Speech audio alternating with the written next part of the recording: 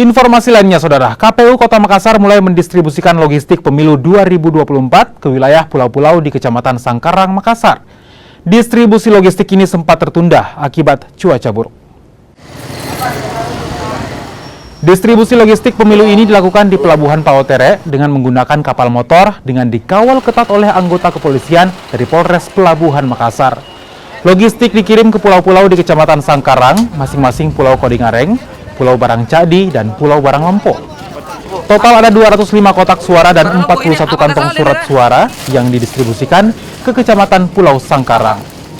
Distribusi logistik pemilu ini sempat tertunda akibat cuaca buruk. Satu kecamatan saja atau Kecamatan Sangkarang, kita hanya di Kecamatan Sangkarang yang terdiri beberapa pulau, 41 TPS. Tiga kelurahan jadi 41 TPS. kalau logistik ini jumlahnya jumlah logistik yang disalurkan ke pulau bagaimana betul loh? Iya, 205 tadi. 205 kotak suara. Iya, tambah 41 kantong plastik di Surat suara. 41 kantong plastik ininya pengamannya. Perkiraan tibanya ini berapa jam? Yang kita yang terjauh itu 4 jam. Pulau Langkai kalau tidak salah 4 jam. Kondisi normal ya. Kegiatan kita khususnya di kepulauan, yaitu di Pulau Sangkarang ya, karena ada satu kecamatan.